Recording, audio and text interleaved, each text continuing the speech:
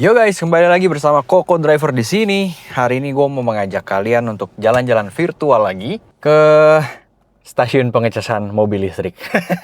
Jadi sekarang gue lagi pakai mobil VinFast VF e34 dan mobil ini lagi dipinjamkan untuk keperluan kerjasama ya, kolaborasi.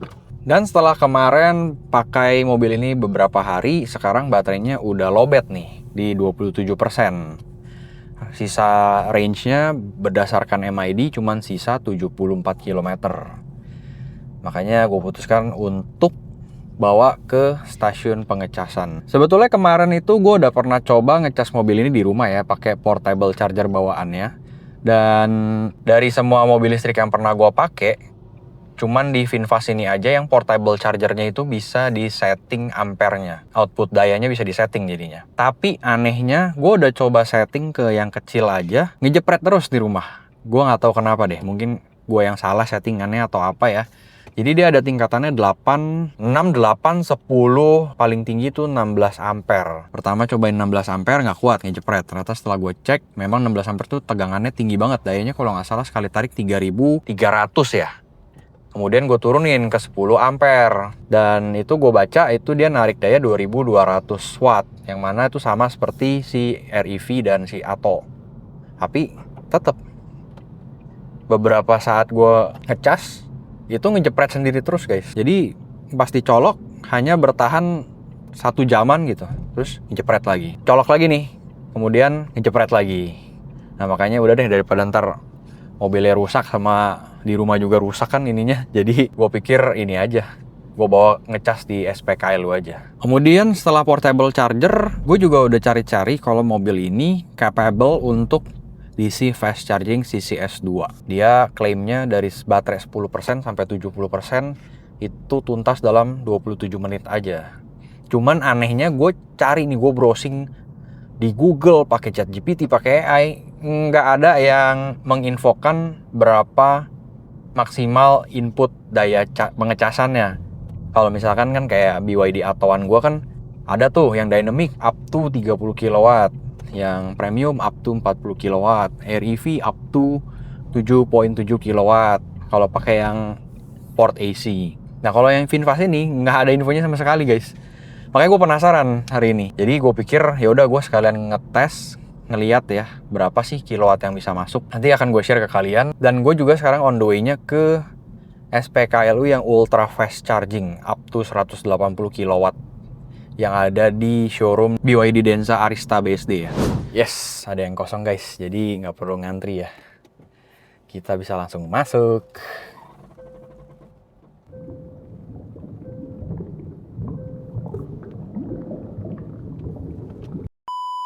Oke, bisa langsung masuk guys. Kita proses pembeliannya dulu ya. Untuk aplikasinya kalian pakai PLN Mobile. PLN Mobile. Terus tinggal scan aja. Di sini ada pilihan barcode-nya. Oke, habis scan, terus kita masukin daya yang mau di ini ya. Gua masukin 30 kW dulu aja, konfirmasi. Terus gua ada saldo mengendap di dalam aplikasi, tinggal bayar aja. Oke, udah berhasil pembayarannya. Udah langsung ada notifikasi, hubungkan konektor charger ke mobil listrik Anda. Wah. Buat yang belum pernah pakai DC fast charging, hati-hati ya, ini berat banget soalnya kabelnya. Sekarang tinggal colok aja guys. Udah kecolok, tinggal kita start charging. Kita mulai ngecas dari 1652. Tuh, di dalam udah mulai ngecas nih guys, tuh. Battery level 26%, charge complete by 1 hour 7 minutes. Di sini juga ada datanya. Nah, menarik ya di VinFast VF e34 ini, dia ada tombol stop charging di dalam mobilnya loh. Kalau kemarin gue ngecas REV sama Attoan, itu nggak ada manual stop charging di situ. Jadi harus dari handphone. dari aplikasinya. Sekarang kita lihat di sini charging ya. Wow, power yang masuk bisa 68,5 kW cuy. Mantap amat. Oh ya, jadi ini juga ya, ultra fast charging 180 kW. Dia ini terbagi dua ya guys. Jadi bukan satu ini 180 kW, melainkan terbagi dua kiri kanan. Jadi 90 kW, 90 kW. Tuh, kalian bisa lihat ya di sini ada informasi 90 kW, situ 90 kW. Wow, ini berubah nih 180 kW. Oh, finish. Apa mobil sebelah udah finish, guys. Jadi dayanya ke kita semua, 180 kW. Dan powernya gila, tembus 70 kW tadi. Nah, kita tunggu sini aja ya. Setelah kemarin pertama kali gue bikin video tuh, yang cobain DC fast charging di BYD Atto, banyak yang bilang ke gue, kasih warning kalau jangan nunggu di dalam mobil saat ngecas. Karena ada banyak kemungkinan amit-amit ya gitu. Katanya takutnya mobilnya kebakar tiba-tiba, atau ada yang takut radiasi dari baterai terlalu besar. Makanya pada nyaranin, kok mendingan lu tunggu di luar mobil kalau lagi DC fast charging. Kalian ini juga gue sampein ke kalian ya, yang nonton, gue juga saling mengingatkan aja gitu loh. Kalau yang suka nunggu di dalam mobil, ya ada benernya juga, walaupun mungkin kayaknya dari pabrikan harusnya udah ada safety measure-nya ya. Cuman ya, tapi kan better safe than sorry lah ya. Kita tunggu sini aja kalau gitu. Sama gue pernah baca di mana gitu ya. Katanya kalau dikunci, dia charging power-nya juga naik. Kalau mobil dikunci. Auto udah 34% aja guys. Mantap sekali. Naik nggak tuh? Oh nggak, masih stabil di 69 kW ya. Gue baru inget ya. Si VF e34 ini kan ada electric tailgate. Sama bagasinya gede. Jadi gue bisa begini deh sambil nungguin ngecas. Lumayan juga ya. Ditambah lagi ini Arista Power SPKL-nya cukup proper, dikasih kanopi, jadi pas hujan begini kita nggak kehujanan guys. Moga-moga ya infrastruktur di Indonesia ini, infrastruktur seputar mobil listrik bisa lebih proper lagi. Kayak gini-gini nih, tempat ultra fast charging, itu bisa lebih proper, kemudian bisa lebih banyak lagi. Jadi nggak cuman penjualannya aja yang di boost, tapi infrastrukturnya tuh balance sudah. Dan akhirnya bisa meminimalisir perselisihan yang bisa terjadi di SPKL lu. Karena kan beberapa kali tuh gue ke SPKL lu kayak gini, kalau gue sih berpikirnya, waduh ini kalau sistemnya siapa cepat dia dapet, bisa ada kemungkinan perselisihannya tuh tinggi banget. Naik guys ke 70,2 kW powernya ya. Itu sudah 63%, buset. 64% sekarang. Sekarang jam 17.07. Baterainya udah 65%. Gokil ya. Update guys, sekarang 17.13. Baterai udah 78%. Berarti baru 20 menit. Daya yang masuk udah. Tadi startnya dari berapa ya? Gue lupa lagi. 20%-an lah ya. 28%. Jadi yang masuk udah 40%-an, gila. Udah masuk 80%. Ini powernya diturunin guys. Sekarang 46,8 kW. Loh, untung gua ngecek. Tiba-tiba EV charging fault guys, 88%. Sekarang di jam 17.19. Update guys, sekarang udah jam 17.20. Baterainya tadi udah di 88%. Jadi gue stop aja. Karena ada etikanya katanya kalau udah 80%-an ke atas dicabut aja kalau nggak pengen nempuh perjalanan jauh.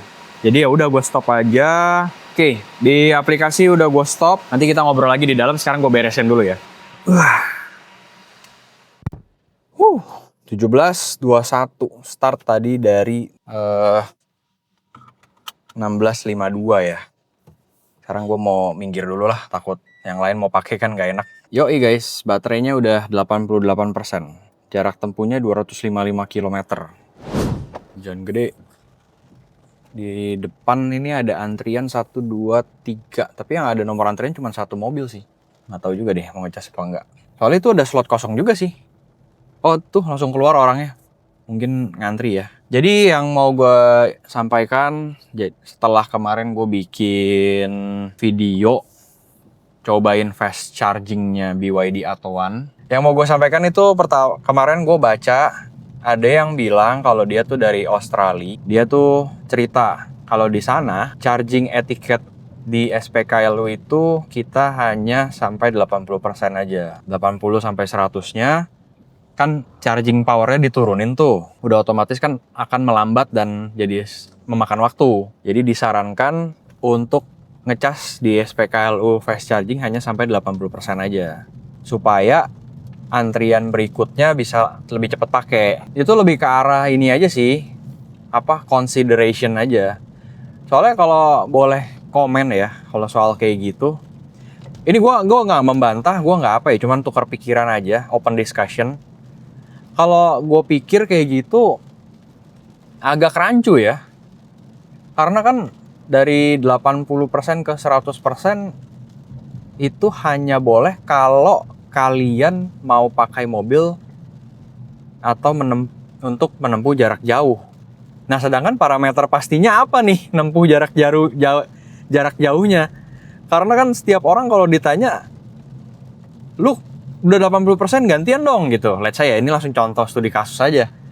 Gantian dong. Terus gue dengan gampangnya gue bilang, gue menempuh jarak jauh abis ini. Gue punya hak dong untuk ngecas dari 80 sampai 100%. Lalu tunggu gue lah. Gitu. Padahal pada kenyataannya kalau abis itu tiba-tiba nggak jadi jalan jauh atau dia cuma berbohong kan nggak ada yang tahu juga. Itu abu-abu kan kalau gue bilang ya. Makanya kembali lagi ke awal gue bilang itu sebagai mungkin etika dan consideration masing-masing orang aja ya. Kalau kecuali dari pihak SPKLU-nya yang state hanya boleh sampai 80%. 80% gantian ke orang lain. Tapi kembali lagi, gue ingetin lagi guys, barusan itu opini pribadi gue aja. Open for discussion. Gue nggak membantah, gue nggak bilang mana benar mana salah. Gue hanya menyampaikan logika cetek gue aja gitu. Soalnya beberapa kali gue ngobrol ke rekan-rekan yang lain, ke istri gue, terus ke teman-teman, ke keluarga. Mereka juga langsung pada awal gue ceritain, awalnya langsung ngomong, lah kalau gitu mah semua orang alasan aja. Abis ini gue mau dari Gading Serpong ke Bandung nih, jarak jauh. Udah dong, nggak bisa kita bantah apa-apa lagi. Kecuali ya dari SPKLU-nya yang bilang lu cuma boleh sampai 80%. Itu kan berarti kan udah sama rata gitu. Gue cuma cerita aja yang bagian itu. Itu poin pertama untuk hari ini yang pengen gue obrolin. Poin pertama, bahwa ada unwritten rules kalau berdasarkan yang orang komen, berdasarkan negara maju juga, bahwa kalau di SPKLU fast charging itu sebetulnya hanya boleh sampai 80% aja. 80 sampai 100% diharapkan kalian lanjut ngecas di rumah. Kecuali kalian mau menempuh jarak jauh. Parameternya itu, baru boleh ngecas sampai 100%. Yang mana balik lagi gue bilang, berarti itu parameternya abu-abu. Kalau gitu kan ketemu orang yang egois, pasti ya udah bilang aja gue mau ke Bandung habis ini. Udah, nggak bisa kita bantah apa-apa lagi. Lalu ada poin pembahasan menarik juga nih yang kedua, yaitu ada unwritten rules lagi atau etika tidak tertulis, charging etiquette. Kalau mobil kalian nggak capable sampai 180 kW, kalian nggak boleh pakai. Disarankan untuk tidak memakai ya, bukan nggak boleh 100% sih nggak ya. Disarankan untuk tidak memakai, disesuaikan sama capability mobil masing-masing. Contoh lagi nih, langsung studi kasus. Kemarin Atowan kan dia fast chargingnya up to 30 kW yang dynamic, premium 40 kW. Nah, pada saat kemarin gue coba di yang ultra fast charging 180 kW, ada yang komen, Woi kok jangan dong, kasihan mobil yang capable sampai di atas 40 kW, bahkan sampai 180 kW, jadi nggak bisa ngecas gara-gara ada Atowan. Lagian Atowan kan capability-nya cuman sampai 40 kW aja, itu pun yang premium. ya gue sampai situ sih gue baca cukup masuk akal ya. Jadi ya itu balik lagi ke consideration masing-masing pengguna. Kalau gue capability-nya cuma sampai 40 kW, gue masukin yang 180, ya overkill. Cuman balik lagi, kalau ada statement seperti itu, berarti parameternya juga abu-abu. Ya itu kan di SPKLU dia bilangnya kan hingga 180 kW. Jadi menurut gue ya itu sebetulnya ya BYD Atowan dan yang capability-nya 30-40 kW, menurut gue pribadi tetap punya hak untuk ngecas di ultra fast charging yang 180 kW. Karena kan ditulisnya dari pihak SPKLU-nya hingga, bukan hanya. Nah, kalau ditulisnya hanya atau khusus yang 180 kilowatt, itu berarti kita baru salah. Tapi kan kalau ditulisnya hingga, berarti kan yang di bawah-bawah 180 kilowatt itu harusnya boleh pakai. But again, balik lagi disclaimer, ini adalah opini pribadi. Mungkin gua salah, tolong dikoreksi aja di kolom komentar, open for discussion. Kalau ada opini lain juga, feel free to comment, feel free to share your personal knowledge and experience. Kalau gua ada salah, silahkan dikoreksi aja. Soalnya kalau dari opini gua yang bisa gua sampaikan ya seperti itu. Dan yang menariknya lagi, gue punya pembahasan nih. Nah, kalau sistemnya seperti itu, Nggak boleh dong, lu capable cuma sampai 40 kilowatt. Kalau pakai yang 180 kilowatt, kasihan yang lain yang bisa capable sampai segitu. berarti kalau logika cetek gue balik. Lah, berarti lu yang capable ultra fast charging sampai tinggi, lu nggak boleh dong pakai yang slow charging, let's say, yang di bawahnya.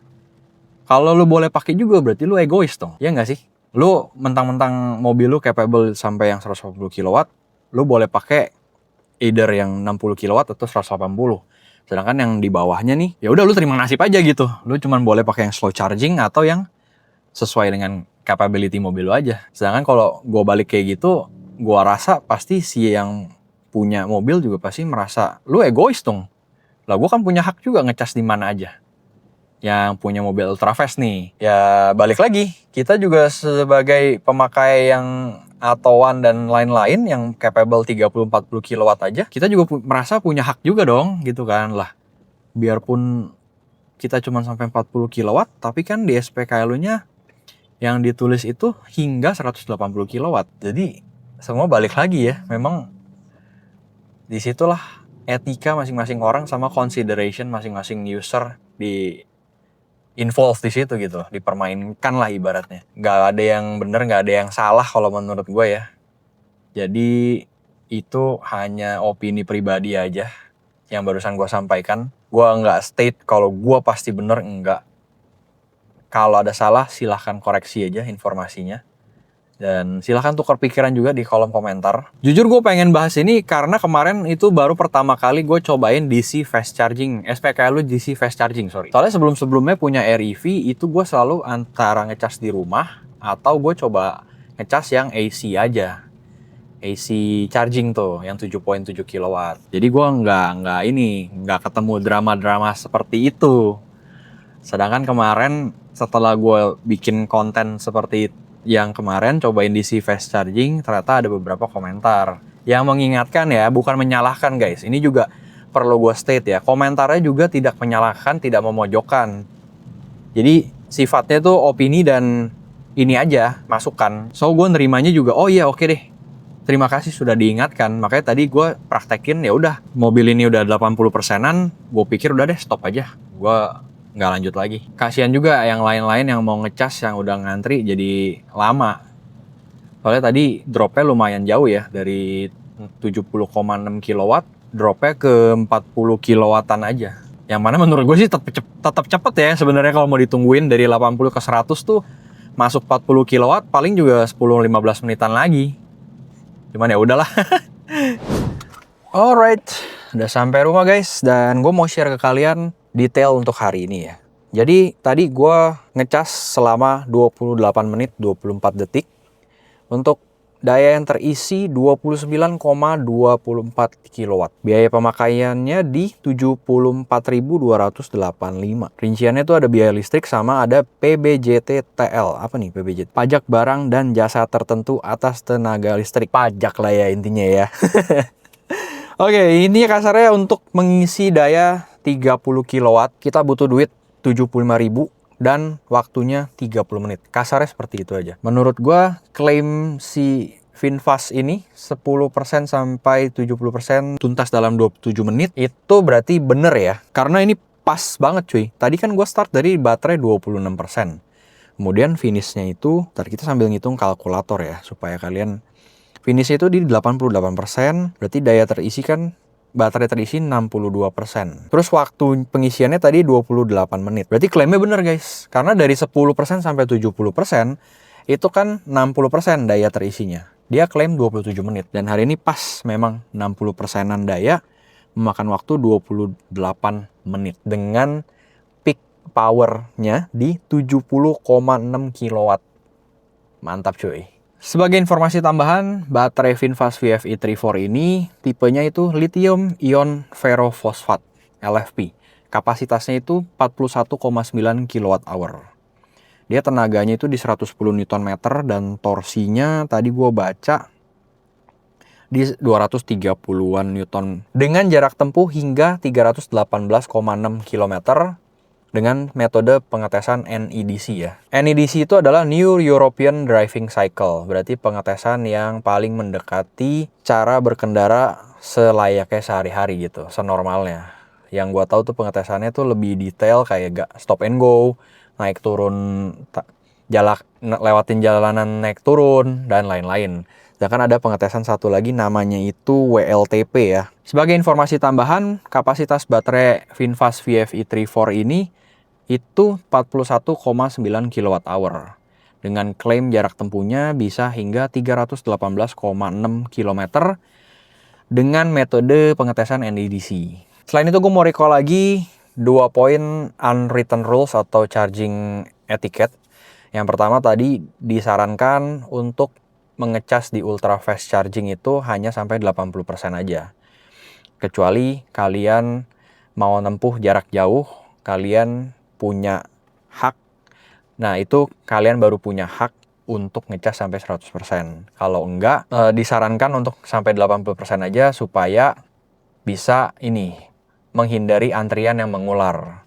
Karena dari 80 sampai 100%, charging power akan diturunin untuk menjaga kesehatan baterai. Poin kedua, etika berikutnya adalah pergunakan SPKLU sesuai dengan capability mobil masing-masing. Kalau di kasus gua kan BYD Atto-1, itu capability-nya fast charging hanya sampai 30 kW untuk tipe yang dynamic. Jadi nggak disarankan untuk ngecas di stasiun yang ultra fast charging 180 kW. Contohnya gitu. Untuk kebalikannya, ya itu gue nggak tahu deh benernya apa enggak. Nah, untuk sebaliknya, apakah yang bisa ultra fast charging tidak disarankan untuk ngecas di yang fast charging biasa, itu gue juga nggak tahu deh. Biarkan kalian yang diskusi aja. Silahkan share personal experience, personal knowledge di kolom komentar. Dan terakhir, feel free to correct me if I'm wrong. Gue pengen belajar juga, karena gue juga bukan seorang yang sempurna. Kayak kemarin aja gue bikin video fast charging, gue juga baru tahu tuh ternyata ada unwritten rules di stasiun fast charging. Makanya gue bikin video kayak gini supaya di kolom komentar gue bisa belajar. Dan gak cuman gue doang, yang nonton pun jadi bisa saling belajar. Alright guys, kalau gitu sampai di sini dulu video kali ini. Semoga bisa menghibur dan menambah wawasan buat kalian yang nonton. Terima kasih yang sudah menonton sampai akhir. Sampai jumpa lagi di video berikutnya. Bye-bye.